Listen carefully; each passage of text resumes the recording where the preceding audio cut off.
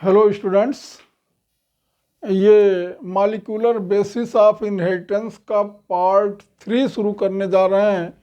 इसके पहले हमने पार्ट 2A और B को अपलोड किया है। इसमें हम transcription unit and the gene से शुरू करेंगे।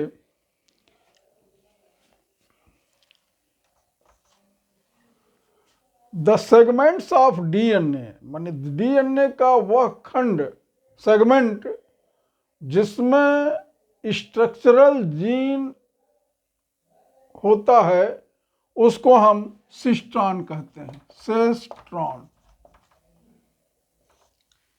ये सबसे लंबा डीएनए का सेगमेंट्स होता है।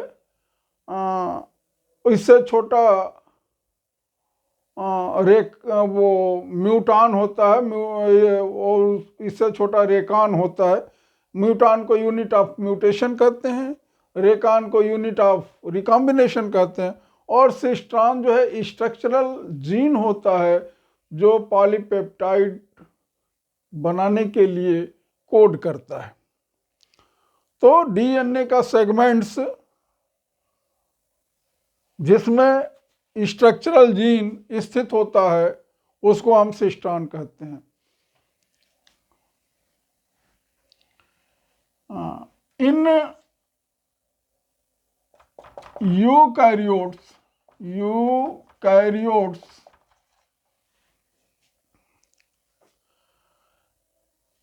transcriptional unit, that is the cistron coding for a single polypeptide chain.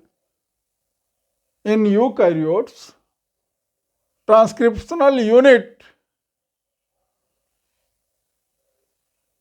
structural gene coding a single polypeptide is known as मोनोसिस्टॉनिक,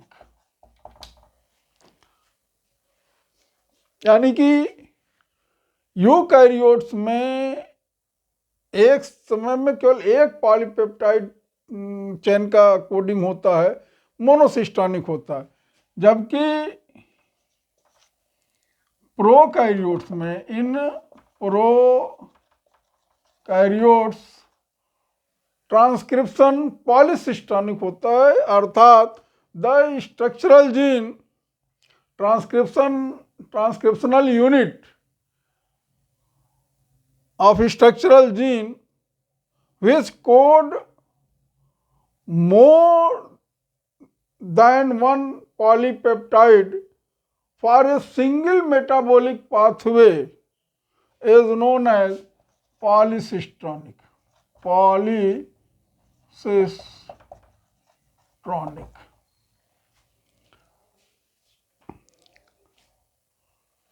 Fourth, in eukaryotes, gene having coding यानी express sequence, that is exon, and non-coding unexpressed या non-expressed sequence is known as intron. Gene of eukaryote having both exon and intron, exon coding or express sequence and intron non-coding or non-express sequence. But during transcription, mRNA only have exon. mRNA only have exon because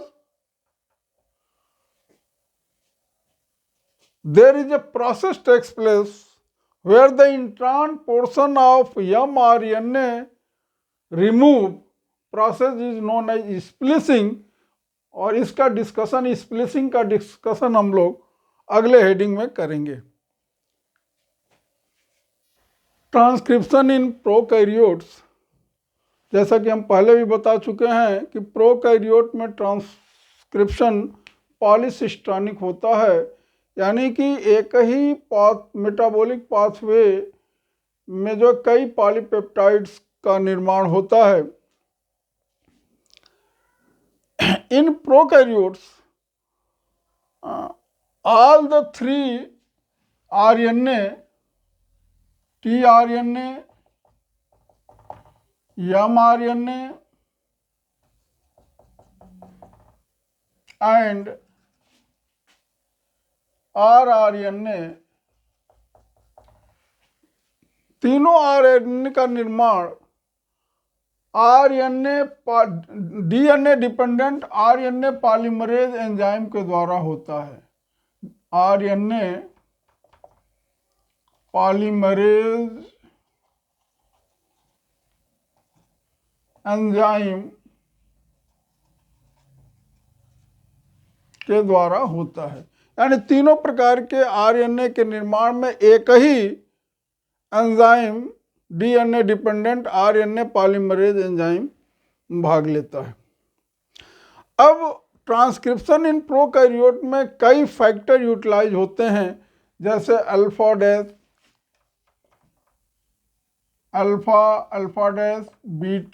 beta dash, omega and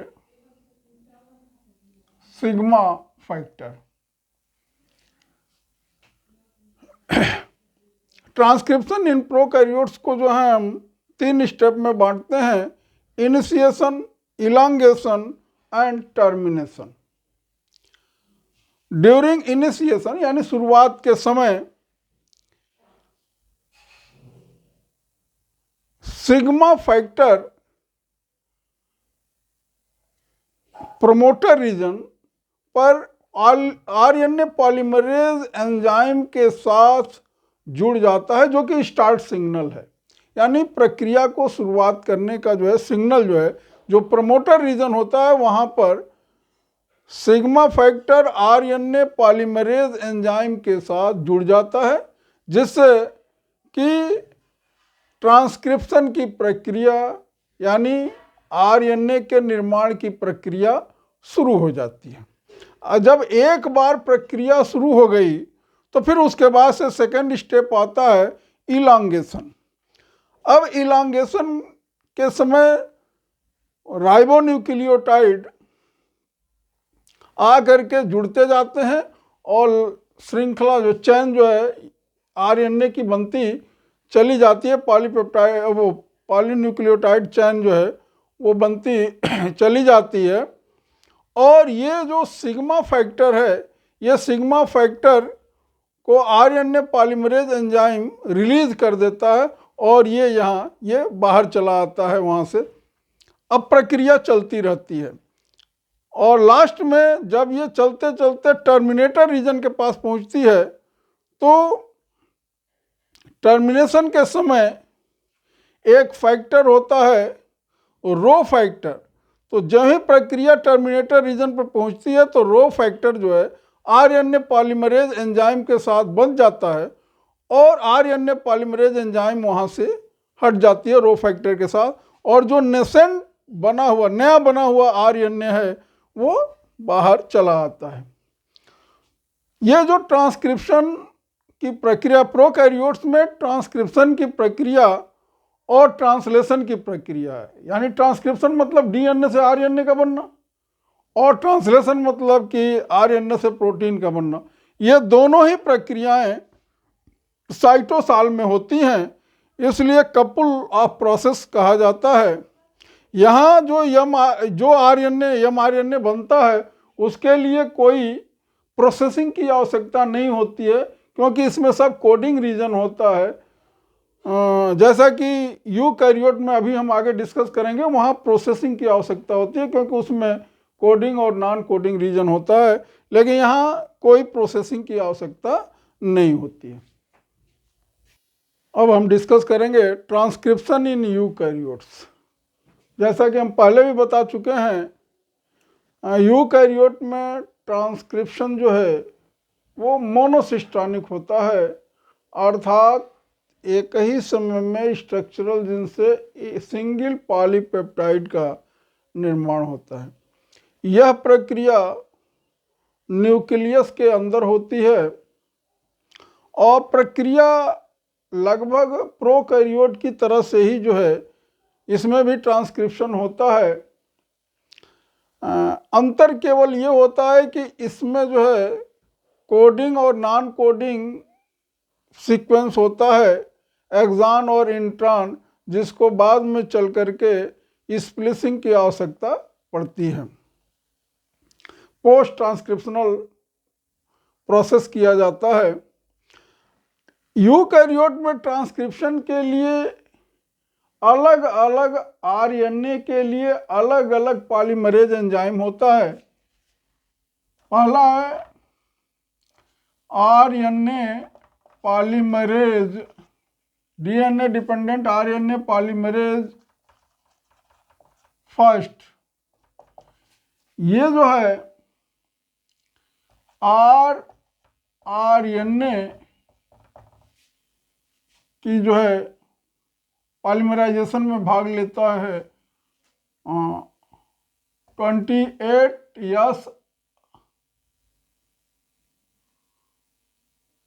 RNA, 18S RNA, 5.8S RNA. ये RNA के ये तीन जो है, ये yes का मतलब Svedberg unit होता है, सेडिमेंटेशन कोफिशिएंट होता है। ये फर्स्ट ईयर में राइबोसोम का जो वो डिस्कस किया जाता है तो वहाँ बताया जाएगा कि इसको हम सेडिमेंटेशन कोफिशिएंट या स्वेडबर्ग यूनिट कहते हैं। दूसरा आरएनए पॉलीमरेज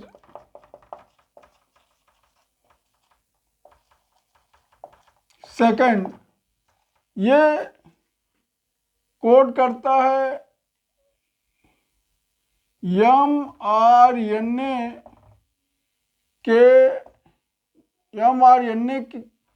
ने प्रिकर्सर को जो जिसको कहते हैं HNRNA, हेट्रोजीनियस आरएनए कहा जाता है। हेट्रोजीनियस न्यूक्लियर आरएनए, यही आरएनए की स्प्लिसिंग होती है, यानी उसमें से इंट्रॉन भाग को निकाल दिया जाता है। स्प्लिसिंग के दौरान केवल एक्सॉन बचता है, तब वो फंक्शनल आरएनए होता है। और तीसरा है आरएनए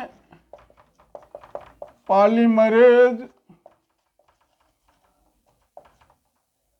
थर्ड, यह टीआरएनए के भाग लेता है और इसके अलावा 5S जो आरएनए है उसके और SNRNA स्मॉलर न्यूक्लियर आरएनए। तो इस प्रकार से ये तीनों एंजाइम्स जो है अलग अलग आरएनए के सिंथेसिस में भाग लेते हैं, ट्रांसक्रिप्शन में भाग लेते हैं। अब जब ये जो आरएनए हेट्रोजीनियस आरएनए बनता है तो इसकी आवश्यकता पड़ती है पोस्ट ट्रांसक्रिप्शनल मॉडिफिकेशन। तो ये जो हम डायग्राम बनाए हैं आप लोगों के सामने, इसमें पोस्ट ट्रांसक्रिप्शनल मॉडिफिकेशन किया जाता है, अर्थात जो ये हेट्रोजीनियस आरएनए बना है इसमें नॉन कोडिंग और कोडिंग, ये जो इंट्रॉन भाग है वो नॉन कोडिंग है और एक्सॉन भाग कोडिंग है, यानी ये ट्रांसलेशन की प्रक्रिया में भाग लेगा और ये ट्रांसलेशन की प्रक्रिया में इंट्रॉन भाग नहीं लेगा। तो इसके लिए हम दो प्रोसेस होता है, कैपिंग एंड टेलिंग। तो कैपिंग की प्रक्रिया 5 एंड पर की जाती है और टेलिंग की प्रक्रिया जो है 3 एंड पर की जाती है। तो कैपिंग के दौरान मेथिल ग्वेनोसिन ट्राइफॉस्फेट आ करके 5 एंड पर कैप करता है, कैपिंग करता है, और कैपिंग हो जाने के बाद से 3 एंड पर एडिनिलेट रेसिड्यू जो 200 to 300 ये एडिनिलेट रेसिड्यू हैं जो ये 3 एंड यानी जिसको टेलिंग कहते हैं, टेल रीजन पर आकर के जुड़ते हैं। तो इस प्रकार कैपिंग और टेलिंग हो जाने के बाद जो इंट्रान भाग है धीरे धीरे जो है ये रिमूव कर दिया जाता है, और इसी प्रक्रिया को आरएनए स्प्लिसिंग कहते हैं। इंट्रान भाग को रिमूव कर देने की प्रक्रिया को आरएनए स्प्लिसिंग कहते हैं, और जब यह प्रक्रिया पूरी हो जाती है तो यह फंक्शनल एमआरएनए का निर्माण हो जाता है। तो इस प्रकार से यूकैरियोट में ट्रांसक्रिप्शन की प्रक्रिया होती है। अब हम डिस्कस करेंगे जेनेटिक कोड के बारे में कि जेनेटिक कोड क्या चीज़ होता है। तो इसको समझ लें कि the relationship between the sequence of nucleotide on mRNA, sequence of nucleotide on mRNA and sequence of amino acid in polypeptide or in protein is known as genetic code. फिर से एक बार सुन लें, the relationship between sequence of nucleotide on mRNA and sequence of amino acid in polypeptide or protein is known as genetic code. अब जैसा कि आप लोग जानते हैं कि नाइट्रोजनस बेस डीएनए में केवल 4 होते हैं, उसी प्रकार से एमआरएनए पर वो कोड भी होता है। तो ये 4 जो नाइट्रोजनस बेस हैं और 4 नाइट्रोजनस बेस हुए,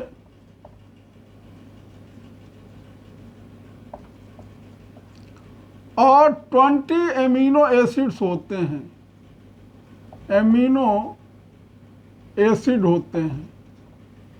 तो 4 20 को कर नहीं सकते हैं।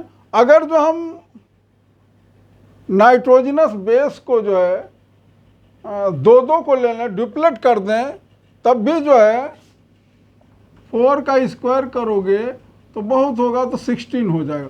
तो बहुत होगा तो ये 16 एमिनो एसिड को कर सकते हैं। तो इसलिए जॉर्ज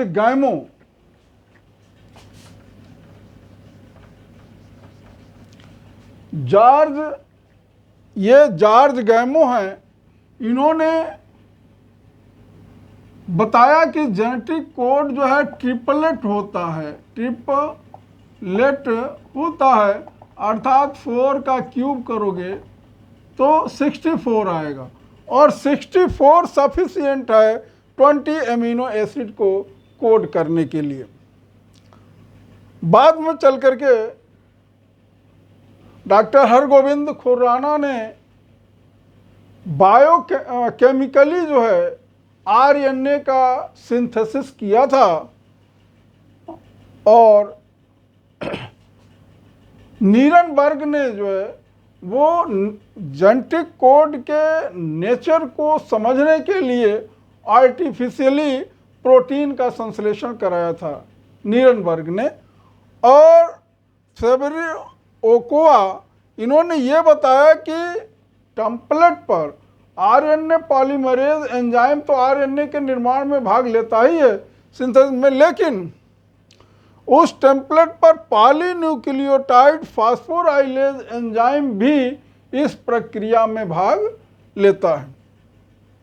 अब total number of genetic code हो गए 64, एमिनो एसिड हैं 20 एमिनो एसिड्स, इसमें से 61 जेनेटिक कोड जो है वो एमिनो एसिड के कोड में भाग लेता है, 20 एमिनो एसिड के।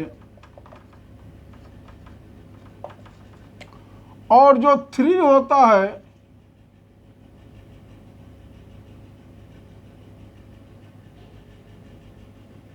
UGG,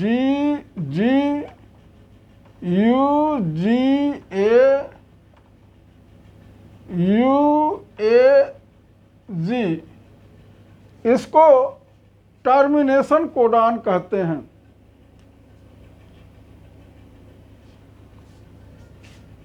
ये UAA, UGA, UAG, ये 3 जो है इसको हम टर्मिनेटर कोडान कहते हैं। टर्मिनेटर कोडान्स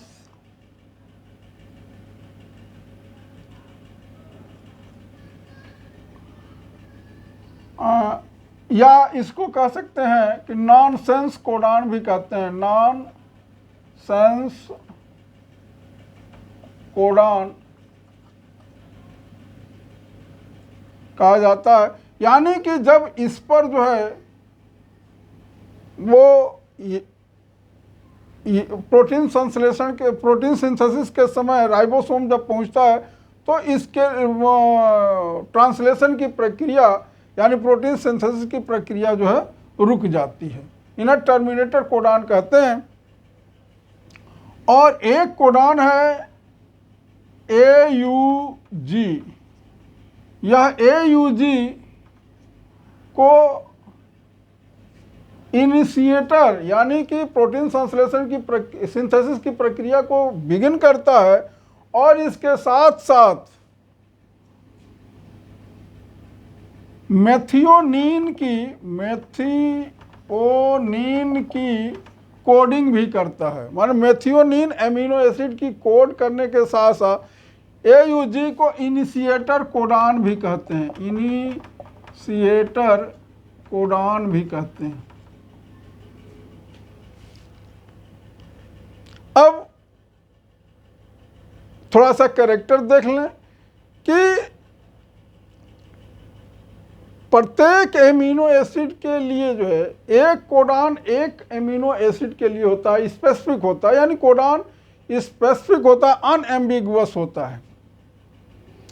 दूसरी चीज़ है, यानी पहला हो गया कि कोडान स्पेसिफिक होता है, अनएम्बिगुअस, अर्थात एक ही कोडान एक ही एमिनो एसिड को कोड करता है। एक कोडान एक एमिनो एसिड को कोड।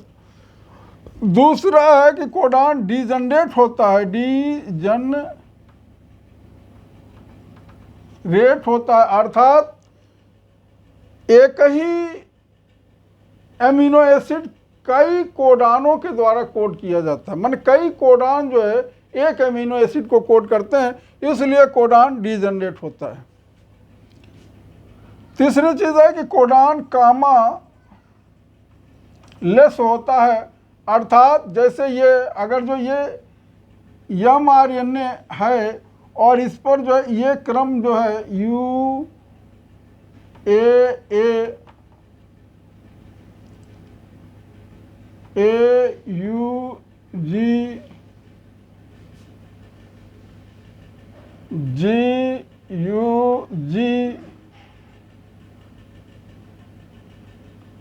AAG इस तरह से अगर जो हो तो ऐसे कोडान पढ़ता चला जाता है, ये 3-3 का जो है सीरीज करके, यानी बीच में कोई पंक्चुएशन नहीं होता है, कोई कामा नहीं होता है, कोई कामा नहीं होता है, यानी कामा लेस होता है। और चौथी चीज़ है कि कोडान यूनिवर्सल होता है, अर्थात जो कोडान ह्यूमन में एमिनो एसिड के जिस एमिनो एसिड का कोड करता है वो भी सभी ऑर्गेनिज्म में वही कोडान उसी एमिनो एसिड को कोड करेगा। अपवाद स्वरूप एक्सेप्शनल केस है some protozoans and in mitochondria, some protozoans and in mitochondria. तो ये जेनेटिक कोड के बारे में रहा।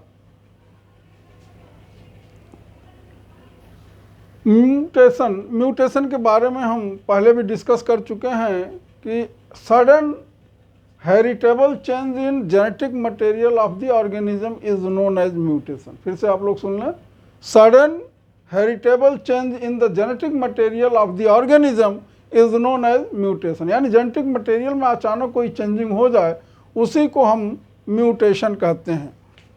अब पहला है पॉइंट म्यूटेशन। पॉइंट म्यूटेशन, इसमें जो है पॉइंट म्यूटेशन में सिंगल बेस जो है रिप्लेस्ड हो जाता है, माने एक के जगह पर दूसरा आ जाता है, दूसरे की जगह पर पहला चला जाता है, रिप्लेसिंग हो जाती है, तो इसे हम पॉइंट म्यूटेशन कहते हैं। और इसका सबसे अच्छा एग्जांपल जो है सिकल सेल एनीमिया है। सिकल सेल एनीमिया है, जिसमें हीमोग्लोबिन के बीटा चेन में 6 प्लेस पर ग्लूटामिक एसिड के जगह 6 प्लेस पर ग्लूटामिक एसिड की स्थान पर रिप्लेस होने से, बेस जो है रिप्लेस होने से, सिंगल बेस रिप्लेस होने से वायलिन आ जाता है। तो ये सबसे अच्छा एग्जांपल है पॉइंट म्यूटेशन का। दूसरा है आपका frame shift mutation. Frame shift mutation, इसमें हम इसके पहले भी डिस्कस कर चुके थे कि इसमें जो न्यूक्लियोटाइड का जो ये क्रम होता है, यहाँ एक नॉर्मल न्यूक्लियोटाइड का हमने क्रम दिया है, इसमें अगर जो एक न्यूक्लियोटाइड या 2 न्यूक्लियोटाइड ऐड हो जाता है डीएनए के चेन में, तो फिर जो है जो उससे जो है एमआरएनए बनेगा, फिर उससे जो प्रोटीन बनेगा, उसके एमिनो एसिड के क्रम में सीरियल में चेंजिंग आ जाती है। लेकिन यही अगर जो डिलेशन या एडिशन, माने फ्रेम शिफ्ट म्यूटेशन 2 तरह का होता है। या तो इंसर्शन होगा, यानी कि कुछ न्यूक्लियोटाइड्स जो है जुड़ जाएंगे, और या तो कुछ न्यूक्लियोटाइड निकल जाएंगे, डिलीशन हो जाएगा। तो अगर इंसर्शन 1-2 का होता है तब तो जो है रीडिंग फ्रेमवर्क बदल जाएगा, एमिनो एसिड बदल जाएंगे।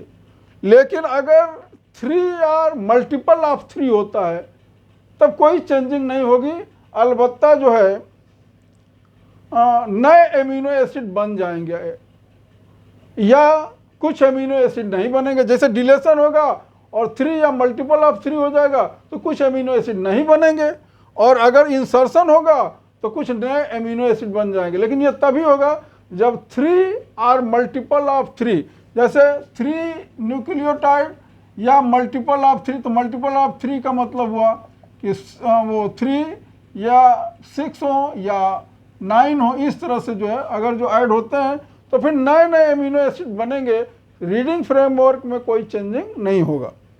और इसी प्रकार से अगर जो ये 3 या मल्टीपल ऑफ 3 में जो है वो अगर जो निकल जाएंगे तो कुछ एमिनो एसिड कम हो जाएंगे, लेकिन रीडिंग फ्रेमवर्क में कोई चेंजिंग नहीं होगा। अब जैसे इंसर्शन में देख लें कि ये जैसे नॉर्मल हमने डीएनए बनाया है, अब अगर जो यहाँ पर जो है कोई इंसर्शन हो जाता है, यहाँ पर कोई नया न्यूक्लियोटाइड आकर के जुड़ जाता है ATC, और यहाँ पर सपोज कर लो कि एक जो है हम G जोड़ देते हैं। ये जो है दूसरे कलम से हम दिखा दें,